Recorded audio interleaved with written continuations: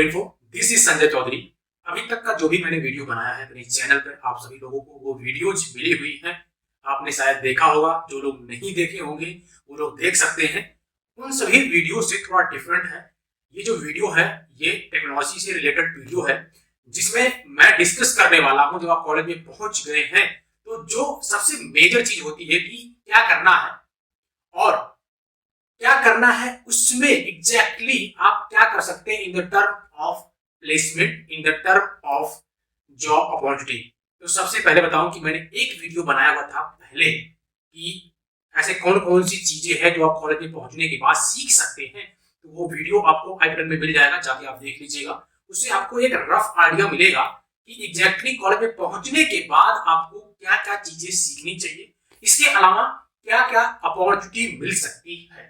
Right, इस video में discuss करने वाला हूं उसी में से एक जो अपॉर्चुनिटी है उसी के बारे में। वो है कि आप अगर वेब डेवलपमेंट करना चाहते हैं तो उसके लिए क्या क्या करना होगा। ठीक है, तो एग्जैक्टली जो वीडियो है आपने टाइटल से भी आइडिया लगा लिया होगा, थंबनेल से भी लगा लिया होगा।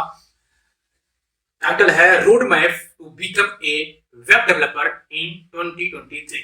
राइट, अब जो वेब डेवलपर होते हैं वो फुल स्टैक वेब डेवलपर होते हैं या किसी एक में होते हैं, चाहे फ्रंट एंड में, बैक एंड में या डेटाबेस में। ठीक है, ये सब चीजें होती हैं। बेसिकली आप जब भी सुनेंगे तो फ्रंट एंड होगा, या तो बैक एंड होगा, या तो फुल स्टैक होगा। राइट, अब एक स्टडी हुई थी, उसके मुताबिक लगभग 23 मिलियन सॉफ्टवेयर डेवलपर पूरे वर्ल्ड वाइड हैं। मतलब चाहे वो इंडिया ले लीजिए, चाहे पूरे ओवरऑल सारे कंट्री को इंक्लूड कर लीजिए। ठीक है, अब ये जो भीड़ है लगातार बढ़ती जा रही है। ऐसा नहीं है, क्योंकि आप देख रहे होंगे कि हर साल बच्चे ग्रेजुएट हो रहे हैं। कोई बीटेक कर रहा है, कोई एमसीए कर रहा है, कोई बीसीए कर रहा है। अलग अलग कोर्सेज के थ्रू बच्चे आ रहे हैं। इनफैक्ट आफ्टर 12th भी लोग इन सब चीजों में अब एंटर कर रहे हैं। राइट, तो ये जो ग्रोथ है बहुत तेजी से बढ़ रहा है। ठीक है, अगर आपको वेब डेवलपमेंट के बारे में कुछ भी नहीं मालूम है तो चिंतित मत होइए, उन सब चीजों के बारे में डिस्कस करूंगा इस वीडियो में। लेकिन उसके लिए आपको एंड तक बने रहना होगा हमारे साथ। राइट, तो एक मैंने डेटा निकाला कि सबसे हाईएस्ट पेड प्रोफेशनल्स डेवलपर कौन से होते हैं। तो वो होते हैं वेब डेवलपर्स, जो कि सबसे अधिक पे किए जाते हैं आज के टाइम पे। ऐसा क्यों है? इसके अलावा भी टेक्नोलॉजीज हैं। उसका रीजन ये है कि इसकी डिमांड बहुत ज्यादा है। आजकल आप देखेंगे कोई भी व्यक्ति हो, कोई छोटी सी भी स्कूल खोल रहा है, कॉलेज खोल रहा है, कोचिंग खोल रहा है, सबको वेबसाइट तो चाहिए ही चाहिए। हो सकता है वो ऐप बाद में बनवाएं, लेकिन वेबसाइट पहले बनवाते हैं। तो सबको नीड है वेबसाइट्स की, तो वेबसाइट भी अच्छी होनी चाहिए। इनफैक्ट आप देखेंगे बहुत सारे वेबसाइट बिल्डर्स आ गए हैं, लाइक वर्डप्रेस है, विक्स है, इसके अलावा और भी हैं। तो इन सब वेबसाइट बिल्डर से भी आप वेबसाइट बना सकते हैं, लेकिन उस तरह का नहीं बनता है। राइट, जिस तरह से आप कस्टमाइजेशन चाहते हैं। तो इस वजह से इसकी डिमांड काफी ज्यादा है। दूसरा चीज है कि अगर आप इस जर्नी को स्टार्ट करना चाहते हैं वेब डेवलपमेंट का, तो आपको एक चीज अपने दिमाग में क्लियर करना होगा कि आप वेब डेवलपर क्यों बनना चाहते हैं। राइट, ये पता होना बहुत ही इंपॉर्टेंट है। इसके लिए आप एक रीजन जरूर ढूंढिए कि कौन सा रीजन आपके लिए एक मोटिवेशन का काम करेगा, जिससे आप उस टेक्नोलॉजी के प्रति बहुत ज्यादा उत्सुक होंगे, क्यूरियस होंगे, और आप वेब टेक्नोलॉजी के बारे में डीप में अध्ययन कर पाएंगे। काफी ही डीप में आप जब जाएंगे तभी आपको उसका बेनिफिट एक्चुअली में मिल पाता है, जिससे आप एक सक्सेसफुल वेब डेवलपर बन पाएंगे। राइट, तो अब हम स्टार्ट करते हैं वेब डेवलपमेंट के रोड मैप को लेकर के। चाहे वो बिगिनर हो, चाहे वो कुछ सीख चुके हैं, जो स्टेप मैं बता रहा हूं बहुत ही जेन्युइन स्टेप्स हैं। टोटल मैं बात करूं तो 6 स्टेप्स हैं। पहला क्या है कि choose a technology on which you want to work. अब उसके बारे में डीप में बताऊंगा, अभी डिटेलिंग में जाऊंगा, पहले आप 4 पॉइंट को सुन लीजिए। दूसरा क्या है? दूसरा है फ्रंट एंड डेवलपमेंट। राइट, तीसरा आपने नाम सुन लिया होगा, that is back and development. Fourth है डेटाबेस। फिफ्थ है वर्जन कंट्रोल सिस्टम। ये हो गए 5 चीजें जो आपको जरूरत है एक्चुअली में सीखने की। लास्ट में जब चीजें आप सब कुछ सीख लेंगे, उसके बाद आपको जरूरत होती है प्रोजेक्ट को बनाने की। क्योंकि जब तक आप प्रोजेक्ट्स बनाएंगे नहीं, टेक्नोलॉजी सीख लिया, प्रोग्रामिंग लैंग्वेज आपने सीख लिया, डेटाबेस को सीख लिया, लेकिन उसको जब एक साथ आप एग्जीक्यूट करके नहीं देखेंगे कि एक्चुअली में मार्केट में जो चीजें नीड है जिन चीजों की, उसके अकॉर्डिंग मैं काम कर पा रहा हूं या नहीं कर पा रहा हूं, जब आप करेंगे तभी आपको बहुत सारे प्रॉब्लम्स आएंगी। तो वो चीजें आपको एक एक्चुअल एक्सपीरियंस तभी मिलेगा जब आप प्रोजेक्ट्स करेंगे। ठीक, अब मैं वन बाय वन सबको एक्सप्लेन कर दूं। पहला है choose your technology on which you want to work. तो टेक्नोलॉजी आपको चूज करनी है, ठीक है। तो टेक्नोलॉजी वो चाहे जैसा हो, चाहे वो फुल स्टैक हो, चाहे फ्रंट एंड हो, बैक एंड हो, डेटाबेस हो, जो भी हो, उसके लिए हमारे पास दो टेक्नोलॉजी है। पहला है डेवलपमेंट के फेज में मर्न, MERN, ठीक है। उसका फुल फॉर्म क्या होता है? M stand for MongoDB. अब ये सुन के आपको आश्चर्य लगा होगा कि मोंगोडीबी क्या है, बताऊंगा उसके बारे में भी। M for MongoDB, E for express, R for react, N for Node.js। अब इनको मैं एक्सप्लेन करूं। जो मर्न टेक्नोलॉजी है बहुत ही पॉपुलर टेक्नोलॉजी है, आज के टाइम पे ट्रेंडिंग में चल रहा है, राइट। इसमें क्या होता है कि M फॉर मोंगोडीबी। अब मोंगोडीबी मतलब डेटाबेस का काम होता है। इसमें कोई भी SQL नहीं होंगे, no SQL database that deal with data. Data को आप मैनेज करेंगे लेकिन उसमें कोई भी SQL नहीं होंगे। दूसरा क्या है? एक्सप्रेस। एक्सप्रेस क्या है? सिंपली एक फ्रेमवर्क है जो कि Node.js के लिए काम आता है and handles get, put, post and delete functions. चार फंक्शंस है, get, put, post and delete. ये चार फंक्शंस को हैंडल करता है एक्सप्रेस जो हमारा फ्रेमवर्क है। किसके लिए काम करता है? Node.js के लिए। थर्ड है रिएक्ट। रिएक्ट क्या है? रिएक्ट एक जावास्क्रिप्ट की लाइब्रेरी है for building user interface and building single page applications. अब आपने सुना होगा रिएक्ट का बहुत डिमांड है, या जो है एंगुलर की डिमांड है। अब किसकी है? यही है रिएक्ट। जब आप डेवलप करते हैं, जो भी चीजें होती है, वेबसाइट डेवलप करेंगे तो आप अलग अलग चीजों से डेवलप करते हैं। रिएक्ट से करेंगे या तो आप एंगुलर से करेंगे, राइट।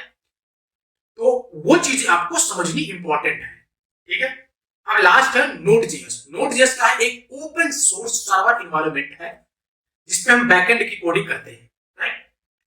अभी आप समझ गए होंगे, आइडिया लगा लिए होंगे। पहला क्या है आपका मोंगोडीबी, सेकंड है एक्सप्रेस, फोर्थ है रिएक्ट, थर्ड है रिएक्ट, फोर्थ है Node.js। इसी तरह दूसरा टेक्नोलॉजी है मीन। मीन का मतलब क्या होता है? M for MongoDB, E for express, A for angular और N फॉर Node.js। सारी चीजें सेम है, बस जहां पर रिएक्ट का हम इस्तेमाल कर रहे थे वहीं पर हम एंगुलर का इस्तेमाल करेंगे। टेक्नोलॉजी आपने चूज कर लिया कि आपको कहां जाना है, राइट। अब चूज करने के बाद आपको फ्रंट एंड डेवलपमेंट सीखना है। तो उसके लिए आपको क्या क्या चीजें सीखनी है? तो फ्रंट एंड के लिए आपको सबसे पहले आना चाहिए क्या? HTML, hyper text markup language, right. इसके बारे में बताने जरूरत नहीं है, आप लोग जानते होंगे, उम्मीद ऐसा करता हूं। दूसरा है CSS, cascading style sheet, right. Third क्या है? थर्ड है जावास्क्रिप्ट। अब जावास्क्रिप्ट सिंपली एक प्रोग्रामिंग लैंग्वेज है जो कि ऑब्जेक्ट ओरिएंटेड प्रोग्रामिंग लैंग्वेज है, ठीक है, जिसमें हम डॉक्यूमेंट ऑब्जेक्ट मॉडल को पढ़ते हैं और एपीआई को कैसे यूज करते हैं। अब एपीआई क्या होता है? Application program interface. इसका एपीआई का फुल फॉर्म है, मैं किसी वीडियो में इसको एक्सप्लेन कर दूंगा डिटेल में एपीआई के बारे में, राइट। ये आपके हो गया फ्रंट एंड में। फ्रंट एंड में आपको कुछ फ्रेमवर्क भी सीखने पड़ेंगे, like react, angular and view.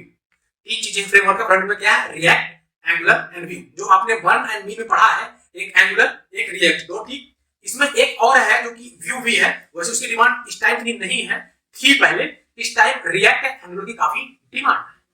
उसमें भी बात हो तो रिएक्ट कब सबसे ज्यादा है, क्योंकि उसमें काफी इजी होता है वेबसाइट को डेवलप करना, काफी चीजें हम आसानी से कर सकते हैं, ज्यादा कुछ दिमाग लगाने की जरूरत नहीं पड़ती है, बेसिक कोडिंग पे हो जाते हैं, राइट। अब मैं बात करता हूं बैकएंड की, ठीक है। अब बैकएंड में क्या होता है कि जब भी कोई भी वेबसाइट बनती है, वेबसाइट में क्या क्या फीचर्स होंगे, कैसे एग्जीक्यूट होंगे। मान लीजिए कोई कोचिंग वेबसाइट में पेमेंट मॉडल डालना है तो वो सब काम बैकएंड का होता है। तो ये सारा चीजें सर्वर को हैंडल करना, एप्लीकेशन कैसे रन करेगा, डेटाबेस को संभालना, सारी चीजें बैकएंड का काम होता है। बैकएंड में जो प्रोग्रामिंग लैंग्वेज यूज होती है, पहला होता है जावा, सेकंड होता है Python and third evergreen language that is JavaScript. अगर जावास्क्रिप्ट आपको पता है तो आप फ्रंट एंड में भी काम करेंगे एंड बैक एंड में भी काम करेंगे। तो I will recommend learn JavaScript, लेकिन बैकएंड के लिए आजकल पाइथन का बहुत ज्यादा इस्तेमाल हो रहा है। एंड बात करूं फ्रेमवर्क का, तो हम जावा की जो फ्रेमवर्क करते हैं उसका नाम है एक्सप्रेस एंड पाइथन की जो करते हैं उसका नाम है डीजेंगो, राइट। बात करूं डेटाबेस का, तो डेटाबेस जो होता है हमारे पास अलग अलग तरह की होती है, जैसे कि MongoDB, MySQL, Oracle and SQL server. इसके अलावा भी है जो कि अलग अलग स्टोरेज देती हैं, उसके बाद वहां पर हम डेटा को मैनेज करते हैं किस तरीके से हम उस डेटा को रख सकते हैं, राइट। इसके अलावा आपको सीखना पड़ेगा इसमें सर्वर को कैसे मैनेज करना, कैसे हम सर्वर पर डेटा सेंड करेंगे, उसको रिसीव कैसे करना है, सब चीजें हम सर्वर के अंदर सीखते हैं। इसके अलावा होता है एपीआई, एप्लीकेशन प्रोग्राम इंटरफेस, ठीक है, कि हम एपीआई के थ्रू किसी दूसरे वेबसाइट से हम चीजें ले लेते हैं। लाइक जोमेटो है, तो जोमेटो में आप गूगल मैप यूज करते हैं, तो जोमेटो जो है यूज कर रहा है किसकी एपीआई को, गूगल मैप की जो एपीआई है वो यूज कर रहा है जोमेटो के अंदर, जिससे हम किसी और की सर्विस को अपने एप्लीकेशन के अंदर, अपने वेबसाइट के अंदर यूज कर पा रहे हैं। उसके कुछ चार्जेस होते हैं, वो देने पड़ते हैं, राइट। ये चीजें हो गई जो कि बैकएंड में आपको सीखनी है। मैं एक बार रिपीट करता हूं सब चीजों को।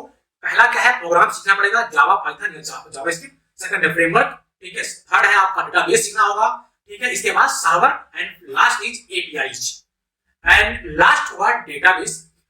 डेटाबेस क्या होगा कि database is a collection of data from which we can manage data. मतलब ये होगा कि हम डेटा को स्टोर कर सकते हैं एंड डेटा को रिट्रीव कर सकते हैं, राइट। स्टोर करने के बाद उसको आपको एक्सेस भी करना होता है, तो वो सब चीजें डेटाबेस में होता है। बेसिकली इसमें क्या क्या होता है, एक होता है माइस्क्यूएल, दूसरा होता है मोंगोडीबी। अब डेटाबेस आप दो तरह का देखेंगे, पहला होता है relational database that is SQL, और एक होता है non relational database that is no SQL. अब जो माइस्क्यूएल है ये एक रिलेशनल डेटाबेस है, ठीक है, जो कि मैनेज भी करते हैं, उसको स्टोर भी करते हैं, ठीक है। और जो मोंगोडीबी होता है उसमें रिलेशनल डेटाबेस नहीं होता है, उसमें हम एक की को फाइंड करते हैं, फाइंड की वैल्यू ऑफ डेटाबेस, डेटाबेस जो की वैल्यू को उसको फाइंड करते हैं, एंड ग्राफ डीबी की हेल्प से हम उसको मैनेज करते हैं, राइट। अब हम आते हैं पॉइंट नंबर 5 पे, दैट इज वर्जन कंट्रोल। तो वर्जन कंट्रोल क्या होता है, जब एक हम सर्टेन लाइब्रेरी किसी एप्लीकेशन में ऐड करना चाहते हैं, ठीक है, और उसको अपडेट करना चाहते हैं एक पीरियड ऑफ टाइम के साथ, तो उसके लिए हम एक नया वर्जन बनाते हैं, that is known as version control, जहां से सारी कुछ चीजें मैनेज होती है, ठीक है। सबसे बेस्ट एग्जांपल जो है वो गिट है, राइट। गिट क्या होता है, गिट एक ओपन सोर्स प्लेटफॉर्म है जहां पर हम सारे अपने एग्जिस्टिंग कोड को रख देते हैं इनिशियल टाइम पे, और ये बहुत ही सिक्योर है, फ्लेक्सिबल है, इजी टू एडिट है, अच्छे तरीके से आसानी से इसको एडिट कर सकते हैं, इसको हम रिस्टोर कर सकते हैं कोड्स को, राइट। और इसमें जो अलग अलग रिपोजिटरीज होती हैं जो कि हम बनाते हैं अपने नीड के अकॉर्डिंग। रिपोजिटरी क्या होती है सब चीजें आप बाद में जानिएगा, ठीक है, बता दूंगा किसी मैं गिट वाले वीडियोज में। बेसिकली जो हमारे वर्जन कंट्रोल सिस्टम है जो मैं बेसिकली बताना चाहूंगा, 5 बता दूं आपको। पहला गिट हब, सेकंड है गिट लैब, थर्ड है बेंचटॉप, फोर्थ है अपाची सब वर्जन, एंड लास्ट है मर्क्यूरल, राइट। ये 5 है, इसके अलावा भी वर्जन अलग अलग हैं वर्जन कंट्रोल, लेकिन ये 5 मैं आपको बता रहा हूं, ठीक है। अब इसके एग्जैक्टली बेनिफिट क्या होते हैं, पहला है ये आप जो कोड लिखते हैं उसको मेंटेन करता है, ठीक है। आप बाई चांस आप कोड को लिख दिए हैं, आप लैपटॉप में रखे हुए, पेन ड्राइव में रखे हुए, वो डिलीट हो गया, पेन ड्राइव गायब हो गई, फिर आपका कोड चला गया, मैंने चला गया, लेकिन आप वही चीजें अगर आप गिट पे अपलोड कर दें किसी भी वर्जन कंट्रोल सिस्टम पे, तो आपका वो सेफ बचा रहता है, राइट। इसके अलावा यू कैन रीयूज, जब भी आपको जरूरत हो तब आप इसका इस्तेमाल पुनः कर सकते हैं। ये दोबारा आप सेव करके चेंजेस आप कर सकते हैं अपने नीड के अकॉर्डिंग, ठीक है। Provide evidence of all changes made, जब भी आप चेंजेस करेंगे उसमें आप कमिट जब करते हैं तो आपको लिखना पड़ता है क्या रीजन है जिसकी वजह से आप कमिट करना चाहते हैं, मतलब अपडेट करना चाहते हैं, तो आपको रीजन भी लिखना होता है, राइट। इसमें एक चीज और है जो कि ये इंप्रूव करता है परफॉर्मेंस ऑफ वेब डेवलपमेंट, और अगर किसी के साथ आपको कोलैबोरेट करना है, कंट्रीब्यूट करना है, तो भी आप इसका इस्तेमाल कर सकते हैं। सपोज आपने अपने पास रख लिया है, उस पर 10 लोग काम कर रहे हैं, 10 डेवलपर अलग अलग चीजों पे, सेम वेबसाइट पे, तो अगर एक लैपटॉप में तो दिक्कत है, लेकिन आप एक ही रेपो एक बना हुआ है, उससे जिस भी ब्रांच में मैं काम कर रहा हूँ, जिस भी पे काम कर रहा हूँ, उसके अंदर जिस भी रेपो में मैं हूँ उसका मैं एक्सेस ले लूंगा और उस पर मैं काम करता जाऊंगा, जैसे मेरे चेंजेस आएंगे अपडेट करता जाऊंगा। तो 4 से 5 लोग, 10 लोग, 20 लोग एक साथ काम कर पाते हैं with the help of version control system. अगर आप पर्सनली कर रहे हैं, एक स्टूडेंट है, कॉलेज में पढ़ रहे हैं, तब कोई दिक्कत नहीं, ठीक है, तो आप अगर अपलोड ना भी करें तो भी कोई दिक्कत नहीं है, लेकिन मेरा रिकमेंडेशन रहेगा अपलोड कर देना, ठीक। लेकिन जब आप कंपनी में जाते हैं तो ये कंपलसरी हो जाता है, ठीक। लास्ट में है अब आपको प्रोजेक्ट्स बनाने हैं, राइट। तो आप अलग अलग प्रोजेक्ट्स बनाइए जहां से भी आपको चीजें आइडिया मिल पा रही है।